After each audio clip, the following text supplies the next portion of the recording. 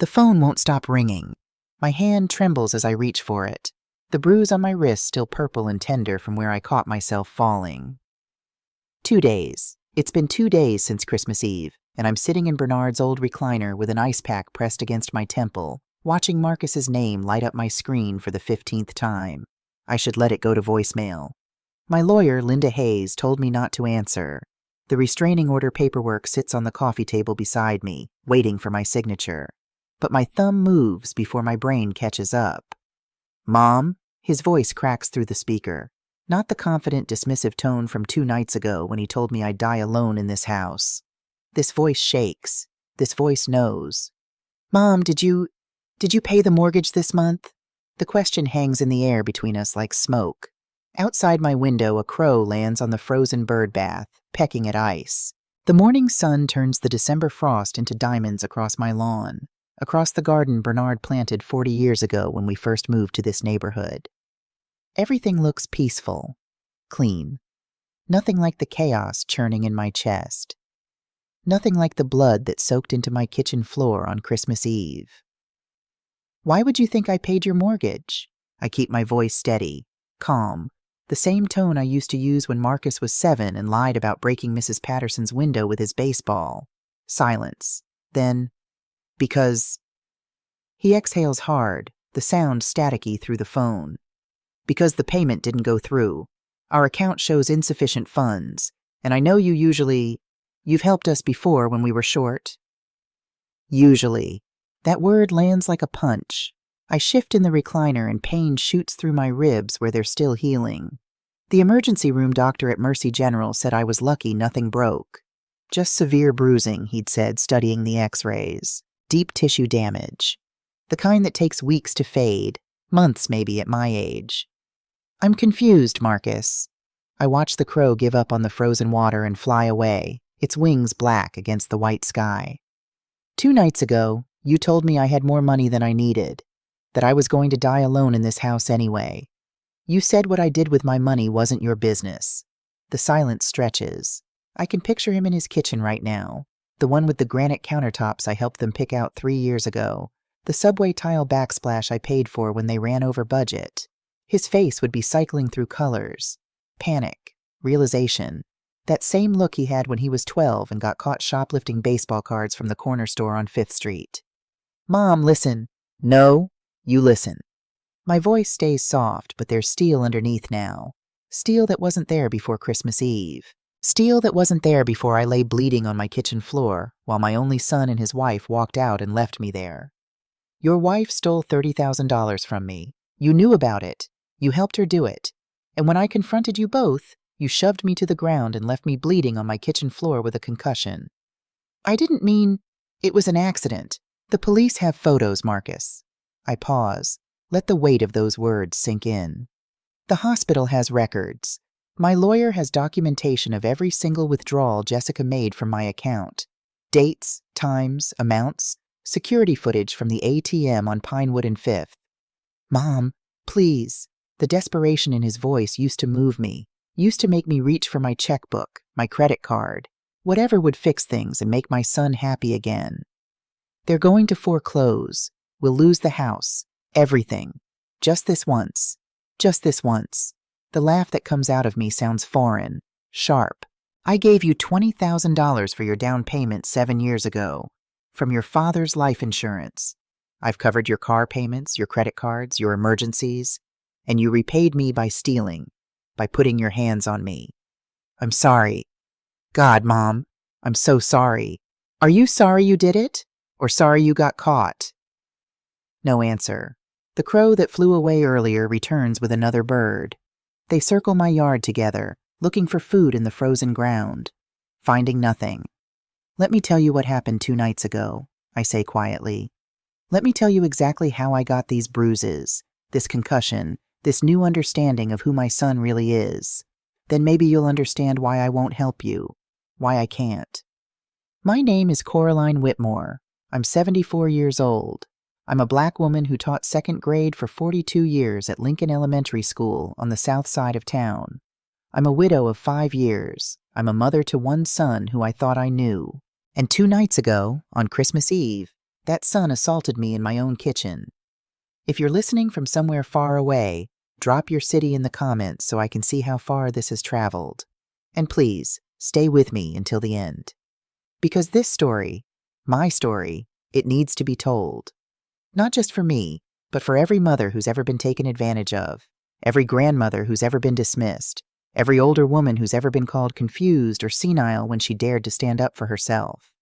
This is the story of how I stopped being a doormat, how I stopped letting love be an excuse for abuse, how I chose myself. But to understand Christmas Eve, you need to understand the before. The life I'd built, the woman I used to be, 3 months before Christmas. September came to our neighborhood the way it always did, slowly, reluctantly, with summer heat still clinging to the afternoons, but the mornings finally cool enough to open windows. I'd wake at 6 o'clock to gospel music from my kitchen radio, some mornings Mahalia Jackson, others Kirk Franklin, depending on what the DJ at KJOY felt like playing. I was still the woman I'd been for 74 years. Coraline Elizabeth Whitmore, born Coraline Elizabeth Thompson in 1950 in this very city, in the hospital that's now a parking lot. Retired elementary school teacher, widow of 5 years, member of Bethel Baptist Church for 53 years, mother to Marcus Anthony Whitmore, age 45, my only child, my pride and joy. Or so I thought. My house sat on Elmwood Avenue, in the historically black neighborhood where Bernard and I bought our first and only home in 1984. 3 bedrooms, 2 baths, a front porch where Bernard used to sit every evening after his carpentry work, a backyard with the garden he planted that first spring. The house was 40 years old now, like our marriage had been when Bernard passed. Some things needed fixing. That water stain on the living room ceiling from a leak Bernard promised to repair, the back steps that sagged a little, the kitchen faucet that dripped no matter how tight you turned it. But it was ours. Bernard built the porch with his own hands. He'd planted that oak tree in the backyard when Marcus was born, said every son should have a tree to climb. The walls held 40 years of our lives. School photos of Marcus in his 2 big glasses, our wedding portrait from 1970, pictures of Bernard's parents who'd been sharecroppers in Mississippi, my grandmother who'd been born enslaved. This house was more than wood and nails. It was legacy. It was proof that we'd made it, that we'd built something to pass down. I kept myself busy in those days. Book club every Friday at 2 o'clock, hosted by Dorothy Washington at her place on Maple Street. We were 5 women, all between 65 and 78, all black, all either widowed or long married. We'd gather in Dorothy's living room with its plastic-covered furniture and walls full of family photos, and we'd discuss whatever novel someone picked. Historical fiction mostly, sometimes mysteries, never romance. We were past the age of needing happy endings spelled out for us. We'd lived enough to know they were rare. Wednesdays, I volunteered at the public library downtown, shelving books in the children's section, the same section where I used to bring Marcus when he was small. Saturday mornings, I attended services at Bethel Baptist, sitting in the same pew I'd sat in for 5 decades, listening to Reverend Thompson preach about forgiveness and grace and turning the other cheek. I was good at that. Turning the other cheek. Being gracious. Being the kind of woman who smoothed things over. My Saturdays belonged to Marcus and Jessica. I'd drive to their house in the suburbs, 32 minutes from my front door to theirs, I'd timed it, and cook elaborate dinners. Soul food, the kind Bernard used to love. Fried chicken with a crust that crackled just right. Collard greens cooked low and slow with ham hocks. Macaroni and cheese, the real kind, not from a box. Cornbread that melted in your mouth. Sweet potato pie from my grandmother's recipe, the one she'd taught me when I was 8 years old, standing on a stool in her kitchen. I'd arrive at their house at 4 o'clock, leave at 9. 5 hours of cooking while Jessica sat in the living room watching reality TV, her feet up on the ottoman, her designer heels kicked off by the door. 5 hours of watching them eat what I'd made, barely looking up from their phones between bites. 5 hours of Jessica making comments. You know, Coraline, Bernard used to make the chicken with more seasoning, she'd say, dabbing her mouth with a napkin. Never Mom. 5 years married to my son, and it was always Coraline. Clipped. Professional, like I was someone she worked with, not family. I'm just trying to help you improve. My mother's recipe has paprika and cayenne. Maybe try that next time? And I'd smile, say thank you, tell her I appreciated the feedback. Because that's what good mothers do, right? They take it, They absorb the little cuts and pretend they don't bleed. Jessica Murphy Whitmore, 42 years old, white, blonde, beautiful in that sharp-featured way that looked good in photos. She worked in marketing for some tech company downtown, made good money from what Marcus said. She liked expensive things, Louis Vuitton bags, Cartier watches, that bright red Burberry coat I'd bought her last Christmas for $800 because she'd mentioned wanting it. She'd smiled when she opened that gift, the first genuine smile she'd ever given me, and I'd felt so pleased, so hopeful that maybe we were finally connecting. I should have known better. Marcus had met Jessica at some work conference 6 years ago. They'd married after a year of dating, and I'd been thrilled. My son, settling down. My son, starting a family. Maybe grandchildren soon, I'd thought. Maybe a little girl or boy who'd call me grandma, who I could spoil the way grandmothers are supposed to. But 6 years later, still no grandchildren. And Jessica made it clear that subject was off limits. "We're focusing on our careers right now, Coraline," she'd say, that same polite smile that never reached her eyes. "Maybe in a few years." I told myself it was fine. Modern couples waited. It wasn't like my generation, married at 20, pregnant at 21. Times had changed. But there were other signs. Little things I pushed down, ignored, explained away to myself in the quiet of my own mind.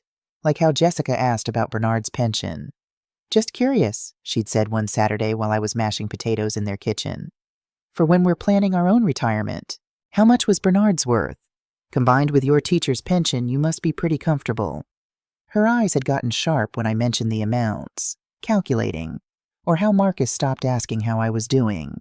Our Sunday phone calls, which used to be about catching up, swapping stories, became transactional. "Mom, can you watch the dogs?" "Mom, our dryer broke. Do you know a good repairman?" "Mom, it's Jessica's birthday coming up. What should I get her?" Never. "How are you feeling? What have you been reading? Did your hip pain get better?" I'd become a resource, a free dog sitter, a source of advice and money and labor. But I didn't see it clearly. Not until that Friday in September. Friday, September 27th. Book club got canceled. Dorothy called everyone at 1:30, her voice tight with stress.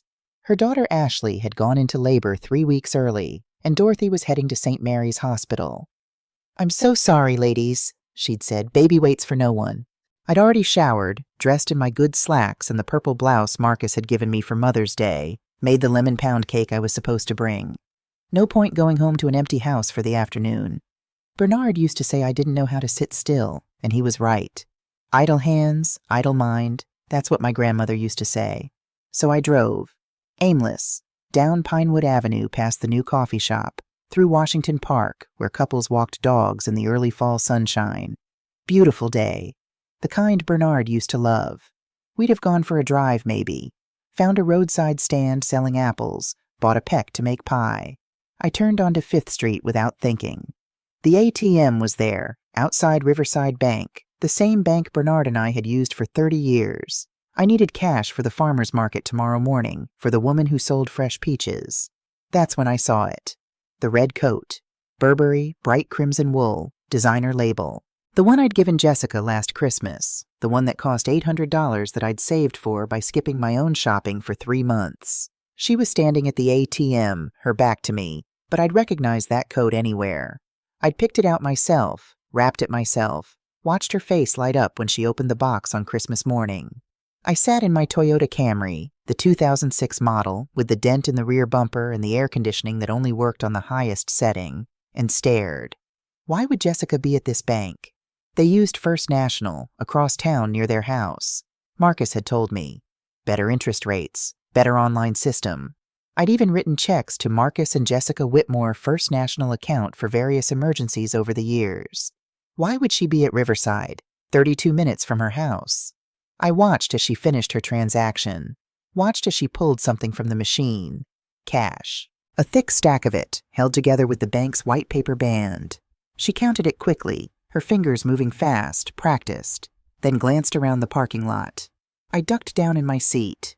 Stupid instinct, like I was the one doing something wrong.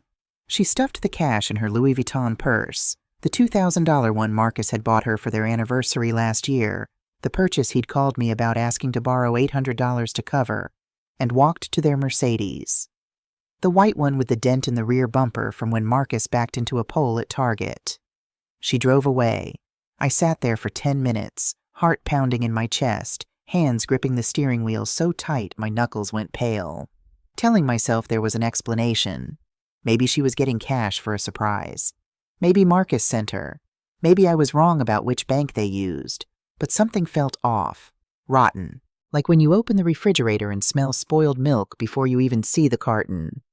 I went inside. "Mrs. Whitmore!" Susan Williams smiled when she saw me. Susan had been working at Riverside for 15 years, had helped me open new accounts after Bernard died, had held my hand, literally held my hand, while I cried signing paperwork 5 years ago. "What can I do for you today?" "I need to check my statements." My voice sounded distant, hollow, like it was coming from somewhere outside my body. "My checking account, the one with the emergency access card." Susan's smile faded. She pulled up my account on her computer, her fingers clicking across the keyboard. Scrolled down, down, down. Her smile disappeared entirely. "Mrs. Whitmore," she said carefully. "Is everything all right?" "I don't know." I leaned closer to the screen, squinting at the numbers. "Can you show me the last 6 months of withdrawals?" That's when I saw them. Friday, September 20th, 2:15 p.m. $3,000 withdrawal. ATM on Pinewood and 5th. Friday, September 13th, 2:15 p.m. $3,000 withdrawal. Same ATM. Friday, September 6th. Friday, August 30th. Friday, August 23rd. On and on and on. Every Friday. Always $3,000. Always at 2:15 in the afternoon. Always when I was at book club. 8 months of Fridays. 32 withdrawals. 96,000. No. Wait. I counted again, my fingers shaking as I traced down the list on Susan's screen. $24,000. 8 months, 32 weeks, but not every week. Some gaps, but still. $24,000 gone from my account in neat $3,000 chunks. "Mrs. Whitmore?" Susan's voice was very gentle. "Did you make these withdrawals?" "No." The word came out as a whisper. "Do you know who has access to this account?" "My son, Marcus. I gave him a debit card 5 years ago, for emergencies only. When Bernard died and I couldn't think straight. I gave Marcus emergency access, just in case." "Has he ever used it before?" "Once, 2 years ago when his transmission died. He took out $1,500, paid me back in 2 months. Susan's face told me this wasn't a normal situation. This wasn't a son using his mother's emergency card anymore. "Mrs. Whitmore," she said slowly. "These withdrawals, do you have security footage?" "We have security footage from every ATM transaction for 6 months. After that it's archived, but we can request it. Would you like me to pull what we have?" My mouth was dry. My heart was a drum in my chest. "Yes, please." They pulled the footage, sent it to my email, told me I should file a police report, said words like fraud and theft and investigation. Their voices buzzed like insects in my ears, distant and strange, while the world tilted sideways and nothing made sense anymore. I drove home in a daze, sat in my driveway for an hour, staring at my house. The house Bernard built with his hands, the house where I raised Marcus, the house where I'd been safe. When I finally went inside, everything looked the same but felt different, like walking through a stranger's home, like all the furniture had been moved 2 inches to the left and nothing quite fit anymore. I opened my laptop with shaking hands, clicked the email from Riverside Bank, downloaded the security footage, hit play. There she was, Jessica Murphy Whitmore, in that red Burberry coat, Friday, September 20th, 2:17 p.m., sliding a card into the ATM, punching in numbers, taking cash, looking around quickly, then stuffing it into her purse. I clicked the next video. Friday, September 13th. Same thing. Same coat, same practiced movements, same guilty glance around the parking lot. Friday, September 6th. August 30th. August 23rd. I watched 8 months of Fridays. Watched my daughter-in-law steal from me in high definition, her face clear in every frame. Sometimes she looked nervous, checking over her shoulder. Sometimes she looked bored, scrolling on her phone while my money came out of the machine. Once, God help me, once she was laughing at something on her screen while $3,000 of my money slid into her hands. The Mercedes was always in the background. Marcus's car, which meant either he was with her, or she had his keys, or... I called Marcus's number before I could talk myself out of it. It rang 4 times. Then, "Hey, Mom!" His voice was distracted. I heard keyboard clicking in the background. "Kinda busy. What's up?" "The debit card I gave you for emergencies." My voice didn't shake. Strange. I felt like I should be shaking, crying, screaming. But my voice came out calm. Flat. "The one connected to my checking account. Where is it?" Pause. The keyboard clicking stopped. In my wallet." "Why?" "Are you sure?" "Yeah, I'm sure. Mom, what's this about?" "Check right now, please." I heard rustling. A drawer opening. Silence that stretched too long. "It's here," he said finally. "Right where it always is, in my wallet. Can you tell me what this is about?" "Can you read me the number on the card?" "Mom, seriously. Read me the number, Marcus?" He did. I checked it against the account number on my statement. Same card, same number. "When's the last time you used it?" I asked. "I don't know. 2 years ago? When my transmission died? You said it was for emergencies only." "Have you ever given it to Jessica?" The silence stretched too long, stretched into a chasm. "Marcus?" "She needed it once," he said quietly, carefully, like he was picking his words from a minefield. "Last December, for Christmas shopping. Our credit cards were maxed out and she had gifts to buy, and I told her she could just take out a little. How much is a little? I don't know. 3,000? She said she'd pay it back right away." My living room tilted. I gripped the arm of Bernard's recliner, the leather cracked and soft under my fingers, the chair that still smelled like his Old Spice cologne 5 years later. "Did she pay it back?" My voice was very, very calm. I assumed." His voice changed, shifted into something defensive. "Why are you asking about this? Did something happen with your account? I'll call you back." I ended the call before he could respond. I spent 3 days gathering evidence. I pulled every bank statement from the past 8 months, made a spreadsheet on my computer. Marcus had taught me how to use Excel years ago, showed me how to make neat columns and rows, with dates and amounts and times. I requested more security footage. I built a case like I was preparing for trial. Because maybe I was. Friday night I lay awake staring at Bernard's water stain on the ceiling, adding numbers in my head. 24,000 in withdrawals from January through August. Then checking my September and October statements. 6,000 more. 2 months of additional theft I hadn't caught until now. $30,000. Gone. That was my emergency fund. My surgery money. I needed a hip replacement next spring. Had been putting it off, dealing with the pain, because the surgery was expensive, even with Medicare. That money was supposed to fill the gap, supposed to cover what insurance wouldn't. It was also supposed to last me. Social Security and Bernard's teacher's pension wasn't much. I lived carefully. Clipped coupons, bought generic, skipped things I wanted so I'd have enough for things I needed. And Jessica had taken it in $3,000 chunks every Friday while I was at book club talking about fictional characters' problems, while I was making my lemon pound cake and living my small, careful life. The anger came slowly. Then, all at once. I made a decision. Christmas Eve. I'd invite them over like always. Make dinner like always. And then I'd confront them both. I wanted to see their faces when I showed them the proof. Needed to understand how they justified this to themselves. Needed to give them a chance to explain, apologize, make it right. Some part of me, some stupid, hopeful part, still thought maybe there was an explanation, a misunderstanding, something that would make sense of this betrayal, that would let me keep my son, keep my family, keep believing that the people you love don't destroy you. I was wrong. 3 days after the discovery, I didn't call Marcus back that night, or the next day, or the day after that. Instead, I tested him. Sunday evening, our usual phone call time, I dialed his number, kept my voice light. Normal. "Hi, sweetheart, just calling to confirm Saturday. You and Jessica are still coming for Christmas Eve dinner, right?" "Yeah, Mom, same as always." He sounded distracted, tired. "Listen, I've got to finish this project." "Of course, honey. I'll let you go. Love you." "Love you too." He didn't ask how I was, didn't mention the debit card conversation from 3 days ago. Didn't seem to remember he'd admitted his wife had used my emergency card, that she'd taken $3,000 and never paid it back. Or maybe he remembered perfectly well.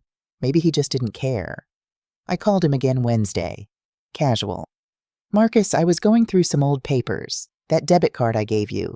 Have you kept track of when you've used it? For my records? A pause. Then, I told you, Mom. Just that once. 2 years ago. Why are you so worried about this? No reason, sweetheart. Just organizing my finances. You know how forgetful I'm getting at my age. I let my voice go vague, confused, the way Jessica always implied I was. Can't keep track of things like I used to. Maybe you should see a doctor about that. His voice softened with what might have been genuine concern, or might have been something else. Memory issues are common at your age. There it was. The seed they'd planted. The narrative they'd been building. Old woman. Forgetful. Confused. Can't trust her own mind. I almost laughed. Almost told him right then that I had security footage, bank statements, enough evidence to bury them both. But I didn't, because I needed to see their faces, needed to watch them lie to me one more time before I burned their world down. You're probably right, I said softly. I'll mention it to Dr. Peterson at my next appointment. Good. Listen, Mom, I've really got to go. See you Saturday, honey. 4 o'clock. Actually, Jessica wants to come early. Help you cook. She said 4:30? Help me cook. Jessica, who'd never lifted a finger in my kitchen except to criticize, suddenly wanted to help. That's wonderful, I said. I'll see you both then. After I hung up, I sat in Bernard's recliner for a long time, staring at nothing. Then I called Linda Hayes. Linda Hayes, attorney at law. I'd met Linda 5 years ago when Bernard died, when I needed help with the estate, with changing titles and accounts and all the paperwork that comes with death. She was a black woman in her late 50s, sharp as a tack, with silver streaks in her natural hair and reading glasses that hung on a beaded chain around her neck. She'd held my hand through Bernard's funeral arrangements, had made sure I wasn't cheated by the funeral home, hadn't let them upsell me on caskets and services I didn't need. She'd been kind but firm, protective but professional. Coraline, her voice was warm when she answered. It's good to hear from you. How are you managing? I need help, Linda. Legal help. Her tone changed immediately, sharpened. What's happened? I told her everything. The ATM sighting, the bank statements, the security footage, Marcus's admission that Jessica had the card, the $30,000 gone, silence on the other end of the line. Then, Jesus, Coraline, this is elder financial abuse. This is serious. I know. Do you have documentation? Bank statements going back 8 months, security footage, account numbers, dates and times. I've made a spreadsheet. Good. That's good. Papers rustled in the background. What do you want to do about this? I want to confront them. Christmas Eve. I'm having them over for dinner. Coraline, I need to see their faces, Linda. I need to hear what they say when I show them the proof. My voice cracked. I need to know if my son is really this person. If he really helped his wife steal from me. And if he did? Then I press charges. Both of them.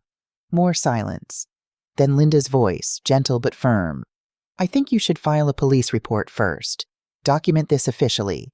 Then confront them with a lawyer present, or don't confront them at all. Let the system handle it. I can't do that. Not yet. Not until I give them a chance to explain. Coraline, please, Linda, just be ready. Have the paperwork drawn up, restraining orders, payment plans, whatever I need. I'll call you after Christmas, I promise. She sighed. All right, but I'm not happy about this. And the minute you feel unsafe, you call 911. Don't try to handle this alone. I won't. That was a lie, but she didn't need to know that. Christmas Eve arrived cold and clear. I woke at 6 o'clock, same as always. Gospel music on the radio, the Weenans singing Tomorrow, while I showered and dressed. I chose my red sweater, the one Marcus had given me 3 years ago for my 71st birthday. Soft cashmere, probably expensive, though he'd never said. One of the few gifts he'd given me in recent years that wasn't just a gift card. I started cooking at 7. Turkey breast for 3 people, no point making a whole bird. Mashed potatoes with real butter and cream, the way Bernard liked them. Collard greens cooked low and slow with ham hocks and a splash of vinegar. Macaroni and cheese, 3 kinds of cheese, baked until the top was golden and crispy. Cornbread from scratch, my grandmother's recipe that I could make in my sleep. Rolls that I'd let rise twice for maximum fluffiness. And pies. Sweet potato pie with a lattice crust. Pecan pie with Georgia pecans I'd ordered special. My grandmother's recipes, passed down through 4 generations of women who'd cooked in kitchens that didn't belong to them, who'd fed families that didn't always appreciate them. I worked methodically. Precisely. Each dish prepared with care, even though I knew how this dinner would end. Even though I knew that by tonight, everything would be broken. The bank statement sat folded in my apron pocket. I'd touched it so many times over the past 3 days that the paper had gone soft, almost like fabric, like something I could carry close to my heart. I wasn't nervous. That surprised me. I'd spent 3 months being the woman who accepted things, who explained away red flags, who convinced herself that family was supposed to feel like this. Slightly painful, mostly disappointing, but binding nonetheless. That woman was gone. The woman rolling out pie dough in her kitchen at 8 o'clock on Christmas morning was someone harder. Someone who'd spent 74 years being kind and gotten nothing but theft and dismissal to show for it. The cookies were in the oven, sugar cookies shaped like stars and trees because Marcus had loved them as a child, when the doorbell rang. 4:47. Early. They weren't supposed to arrive until 6. Through the frosted glass of my front door, I saw the Mercedes in my driveway, exhaust puffing white into the December air. Saw 2 figures on my porch. I wiped flour from my hands. Checked my reflection in the hall mirror, the same mirror that had been there for 40 years, that had reflected my face getting older, year by year, smoothed my hair, put on the smile I'd practiced. Then I opened the door. "Mom!" Marcus swept inside, bringing cold air and expensive cologne. Tom Ford, probably, the kind that cost $200 a bottle. He kissed my cheek without looking at me, already moving toward the living room. "We're early. Jessica wanted to help with dinner." Jessica glided past, heels clicking on my hardwood floors. She carried a store-bought pie, still in its plastic container from Walmart. Apple, from the label, $3.99. "Merry Christmas, Coraline." Never Mom, never even Mother. Always my first name, like we were co-workers who tolerated each other at company picnics. I closed the door, followed them to my kitchen. My heart was beating fast now, but my hands stayed steady. "Wine," Jessica announced, opening my refrigerator without asking. She pulled out the bottle of Chardonnay I'd been saving, a nice one, $30 that Dorothy had given me for my birthday. Jessica poured 2 glasses, one for Marcus, one for herself, nothing for me. She sat at my kitchen table, Bernard's table, the one we'd bought when Marcus was a baby, solid oak built to last, and sipped her wine. Her nails were freshly manicured, French tips that probably cost $60. Her sweater was cashmere, cream-colored, with a designer label I could see peeking out at the neckline. "You know, Coraline," she said, crossing her legs, "I saw the cutest coat at Nordstrom yesterday, camel cashmere. On sale for only $1,200. I was thinking maybe for my birthday next month?" My birthday was in 3 weeks. No one had mentioned it.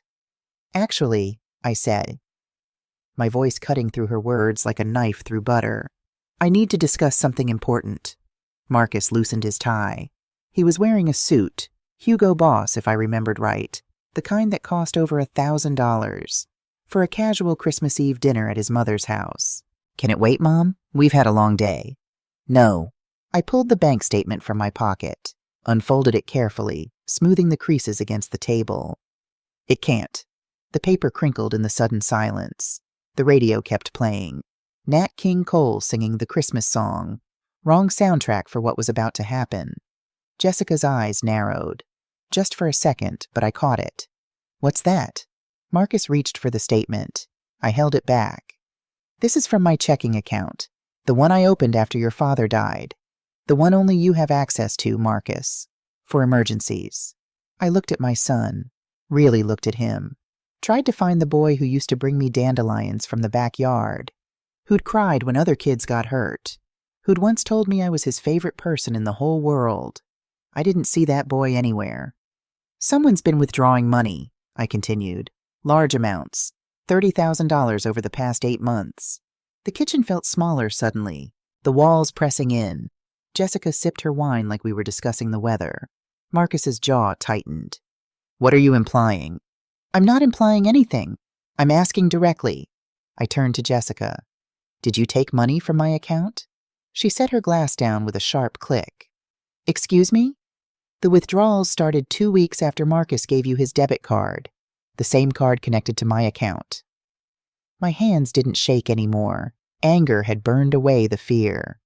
ATM transactions, always exactly $3,000, always on Fridays at 2:15 p.m. when I'm at book club. Jessica laughed, cold, brittle, like ice cracking. This is unbelievable. Marcus, are you hearing this?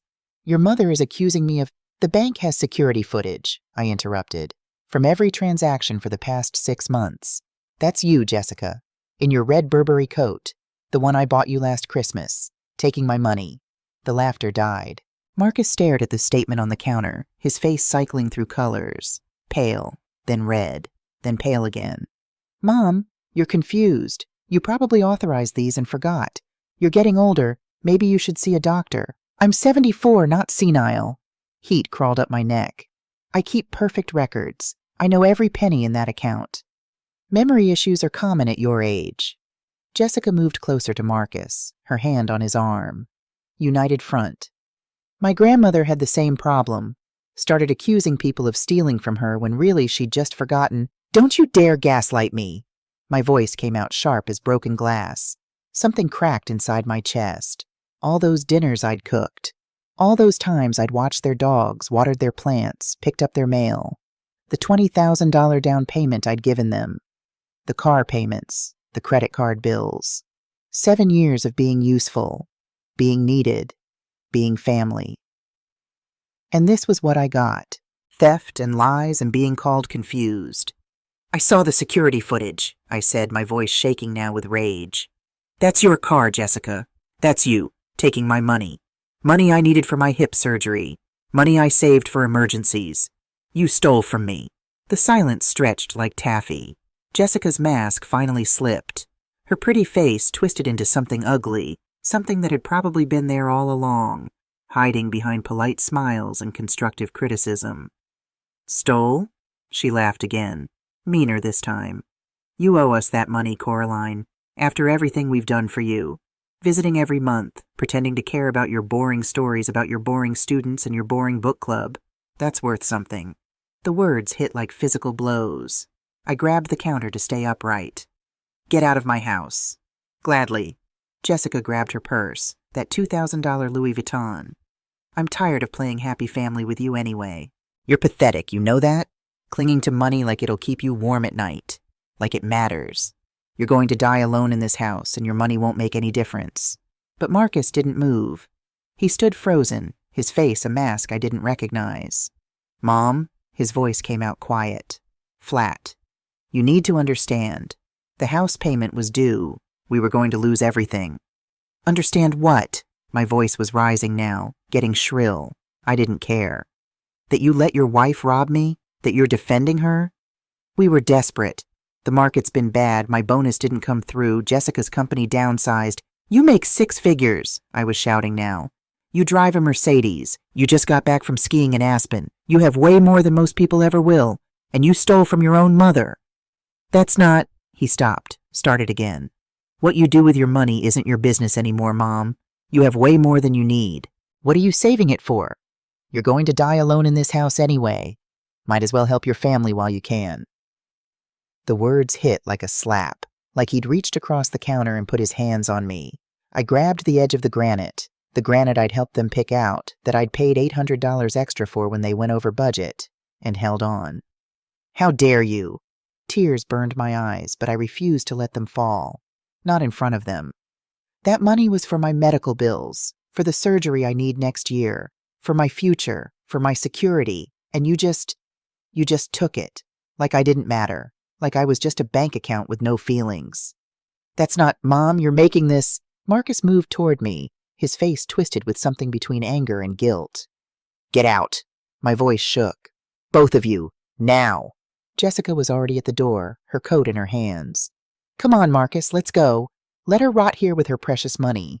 But Marcus hesitated, stood there in my kitchen, in front of the stove where I'd cooked him 1,000 meals, at the table where he'd done his homework as a child in the house his father built. "This is your fault," he said finally. "You made us do this. If you'd just been reasonable, if you'd just helped us when we asked." "I gave you $20,000, I screamed. "I've given you everything. It wasn't enough." And there it was, the truth, raw and ugly and final. It would never be enough. I would never be enough. Not as a mother, not as a person, not as a source of endless money and support and sacrifice. I grabbed the wine glass Jessica had poured for herself, my Chardonnay, from my refrigerator that she'd taken without asking, and threw it. Not at them. Never at them. But it shattered against the cabinet beside Marcus's head, sending white wine and glass spraying across my Christmas decorations, across the cookies I'd spent hours making, across everything. Everything happened fast after that. Marcus lunged forward. I thought he was leaving, thought maybe he'd finally heard me, finally understood. But his hands found my shoulders instead, found them and shoved. My hip, my bad hip, the one that needed surgery, cracked against the kitchen counter. Pain exploded through my side, white and hot and shocking. I'd never felt anything like it. I stumbled backward. My heel caught on the rug, the Santa Fe rug Bernard and I bought on our honeymoon 44 years ago. The floor rushed up to meet me, too fast. My head bounced off the hardwood with a sickening thud that echoed through my skull. Sound and sensation merged into one terrible moment. The crack, the pain, the ringing in my ears. Through the ringing, I heard Jessica's voice, distant and distorted. "Jesus, Marcus, what did you do?" I lay there staring at my ceiling, at the water stain Bernard had promised to fix before he died. Blood trickled warm down my temple, copper-tasting when it reached my mouth. Marcus's face appeared above me, swimming in and out of focus. "This is your fault," he hissed. "You pushed us to this. If you'd just been reasonable." Then Jessica's face joined his, her features twisted with disgust. "You're insane. You know that? Accusing us of theft. Stay away from us, Coraline. We're done with you." Their footsteps retreated, heavy, quick, running from what they'd done. The front door slammed. The Mercedes engine roared to life, faded away into Christmas Eve silence. I lay there alone. The radio was still playing. Silent night now. Holy night. All is calm. All is bright. I don't know how long I stayed on that floor. Long enough for the cookies to burn in the oven. Long enough for the smoke alarm to start beeping. Long enough for the room to stop spinning quite so fast. When I finally sat up, every muscle screamed. I touched my head. My hand came away red. Bright red. Christmas red. The counter had left a bruise blooming purple across my hip, my side, my ribs. I crawled to the phone on the wall, pulled myself up using the counter for balance, my legs shaking, my vision blurring. My fingers shook as I dialed. 911, what's your emergency? I need help. My voice cracked. Broke. I've been assaulted. The dispatcher's voice went sharp, professional. Are you in immediate danger? Is the attacker still present? No, they left, but I'm hurt. I'm bleeding. Help is on the way, ma'am. Stay on the line with me. Can you tell me your name? Coraline Whitmore. Coraline, can you tell me what happened? And lying there on my kitchen floor, blood drying on my face, my body broken, my heart shattered, I told her. I told her everything. The paramedics arrived in 12 minutes. I know because I watched the clock on my kitchen wall, the one Bernard had hung crooked 40 years ago and we'd never bothered to fix, tick from 8:47 to 8:59. Each second felt like an hour. The young paramedic's name was Carlos. He couldn't have been more than 25, with kind brown eyes that reminded me of my students. The older one was Jean, a black woman maybe 50, with silver-streaked braids and efficient hands. Mrs. Whitmore?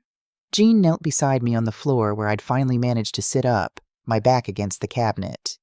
Can you tell me where it hurts? Everywhere. It came out as a whisper. They asked questions I answered through tears that I couldn't stop anymore. Where does it hurt? Did you lose consciousness? Can you tell me what happened?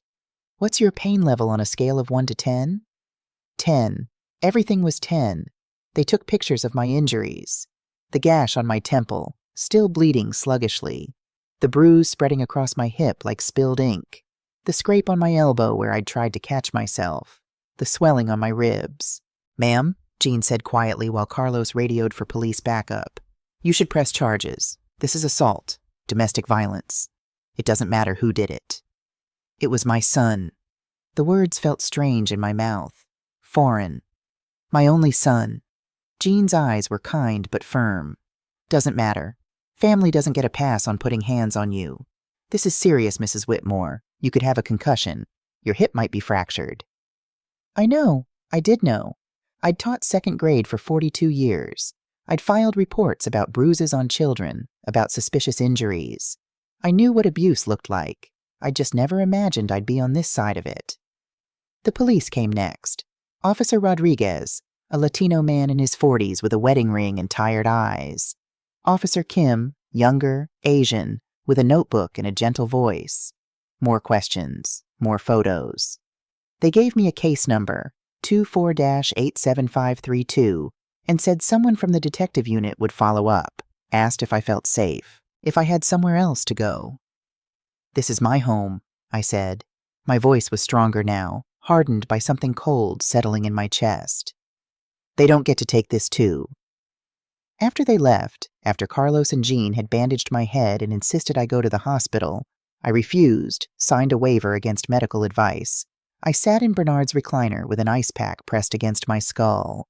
The house felt different now, violated, like Marcus and Jessica had brought something rotten inside, and it was still here, clinging to the walls, seeping into the floorboards. I'd built my life around being a good mother, a good wife, a good woman. I'd sacrificed and compromised and swallowed my needs until I'd nearly disappeared. And what had it gotten me? Lying on my kitchen floor, bleeding, while my son told me it was my fault. No more. I pulled out my phone, called Linda Hayes, left a voicemail with the basics, my voice steady now, mechanical, called my financial advisor next, left another message. By the time I finished making calls, my tears had dried. My hands had stopped shaking. I made one more call, to Dorothy. "Coraline?" Her voice was warm with sleep. "Honey, it's almost midnight. Is everything okay?" "No," the word came out broken. "Dorothy, I need you." "I'm on my way." Dorothy arrived 20 minutes later with her daughter Ashley, the one who'd just had a baby, and Ashley's husband Jerome. They took one look at me, and Dorothy started crying. "Who did this?" Jerome's voice was tight with anger. "Marcus." I couldn't say more, couldn't explain.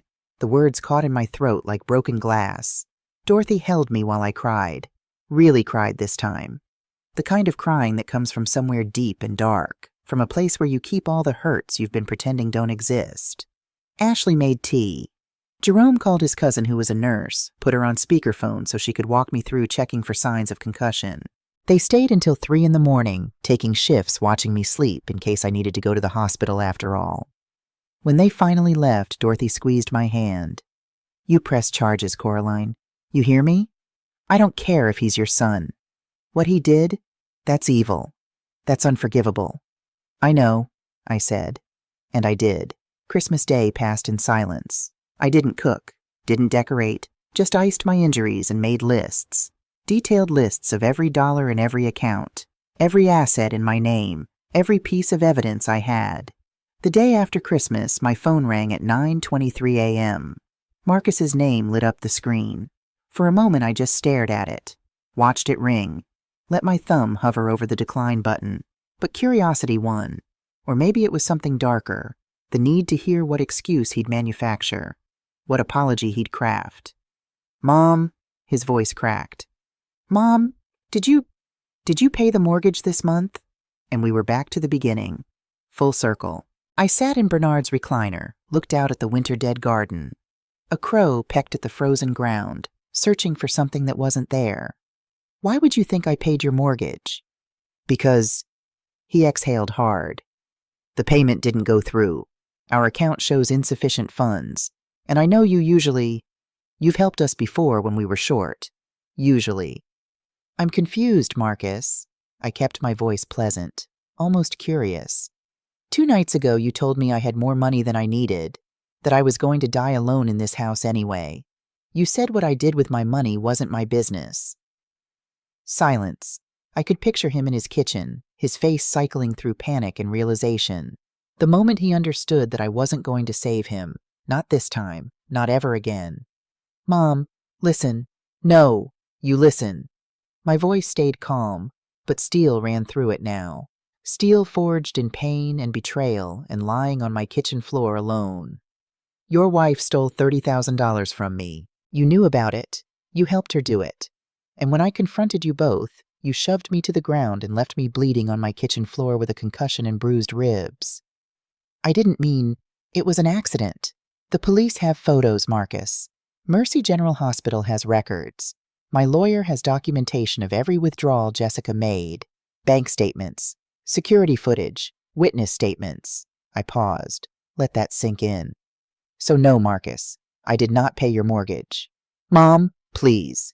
Desperation bled through the phone like blood through gauze.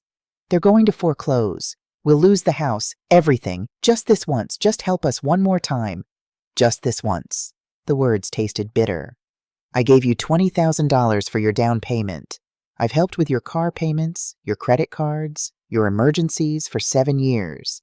And you repaid me by stealing, by putting your hands on me, by leaving me bleeding on the floor on Christmas Eve. I'm sorry. God, Mom, I'm so sorry. Are you sorry you did it, or sorry you got caught? No answer. The crow in my garden flew away, left the frozen earth empty. Here's what's going to happen, I said. My voice was cold now, colder than the December morning outside my window. You and Jessica are going to repay every cent you stole, with interest. My lawyer is drafting a payment plan. You'll sign it or I'll file criminal charges for theft and assault. We don't have that kind of money. Then get it. Sell the Mercedes, downsize, get second jobs. I don't care. My voice didn't waver. You have until January 15th to make the first payment. $5,000, then $1,000 a month until the full $30,000 plus interest is repaid. Mom, please, we can work this out as a family. Family? The word came out like a laugh, sharp, joyless. Family doesn't steal. Family doesn't assault. You want to know what family is, Marcus? It's the people who show up when you're lying on the floor bleeding. That wasn't you. I could hear Jessica in the background now, her voice shrill, muffled. Is that her? Let me talk to her. One more thing. I cut through his response. You're both no longer authorized on any of my accounts. My lawyer has already filed restraining orders. You come within 500 feet of me or my property, you'll be arrested. Do you understand? You can't do this. Watch me. I paused. Let the silence stretch. When I spoke again, my voice dropped to barely above a whisper. You reap what you sow, Marcus. That's what my grandmother used to say. Your grandmother. The woman who was born a slave and died free. She taught me that actions have consequences. I should have taught you the same thing. I ended the call. My hands didn't shake. My heartbeat was steady and strong. Through the window, snow began to fall. Soft. Quiet. Covering the dead garden in white. January 15th came and went. No payment. No contact beyond the 17 calls, 12 voicemails, and 43 texts I'd blocked after the first week. So Linda filed the charges. Theft, elder financial abuse, assault and battery. I thought I'd feel guilty. Thought there'd be some moment where maternal instinct kicked in and I'd want to take it all back. Save him one more time. That moment never came. Instead, I felt lighter. Like I'd been carrying a weight for so long I'd forgotten what it felt like to stand up straight. The criminal investigation moved slowly. Detective Sarah Rodriguez, no relation to Officer Rodriguez who'd come Christmas Eve, kept me updated. Said these cases took time, said I was doing the right thing, said she wished more victims had the courage to follow through. Victim. I was a victim now. Strange how a word could be both accurate and completely wrong at the same time. In March, I got a call from a real estate agent. Mrs. Whitmore, hi, I'm calling about the property at 847 Oakmont Drive. Your son and daughter-in-law's home. It's going into foreclosure next week. I wanted to reach out in case you were interested in purchasing it to help them out. I understand you've helped them financially in the past. I almost laughed. No, thank you. Are you sure? I know how hard these situations can be for families. If you're interested, we could work out a payment plan, I'm sure. I hung up and felt nothing. No guilt, no sadness. Just the quiet satisfaction of watching consequences unfold exactly as they should. April brought my hip surgery. I hired a nurse to stay with me for the first week. Her name was Patricia Johnson, and she reminded me of my sister Ruth, who'd passed 10 years ago. Kind without being pitying, efficient without being cold. "You live alone?" she asked while helping me into bed the first night after surgery, her hands gentle on my arm. "Yes." "No kids?" "I have a son." The words felt mechanical, true but meaningless. "We're not in contact." She didn't push, just nodded like she'd heard that story 1,000 times before. Maybe she had. The surgery went well. Physical therapy was hard, but I did it. 3 times a week at first, then twice, then once. By May, I was walking without a cane. By June, I could garden again. I planted tomatoes, basil, marigolds to keep the pests away. Got dirt under my fingernails and felt more alive than I had in years. Dorothy came by one afternoon in late June, found me deadheading roses in the backyard. "You look good," she said, settling into the patio chair Bernard had built 20 years ago. She meant it. "I feel good." "I heard about Marcus and Jessica. The trial's set for September." "Yes." Dorothy studied my face, looking for something. Regret? Sadness? Whatever she was searching for, she didn't find it. "Good," she said finally. "They deserved worse." We sat in comfortable silence, drinking lemonade, watching the tomatoes grow. The trial lasted 3 days in mid-September. I testified on day 2, sat in that chair and told the whole story. The theft, the confrontation, the assault, every detail, every number, every moment. Marcus's lawyer tried to make me look confused, vindictive, a bitter old woman who couldn't remember things clearly, who was punishing her son for imagined slights. But I had the evidence. Bank statements with 32 withdrawals, each exactly $3,000.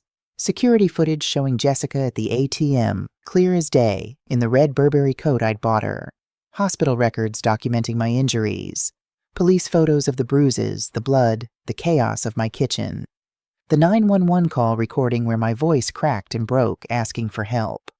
The jury deliberated for 4 hours. When they came back, the foreman, a black woman about my age with gray locks and reading glasses, stood up and read the verdict. "On the count of theft, we find the defendant Marcus Whitmore guilty." Marcus's face crumpled.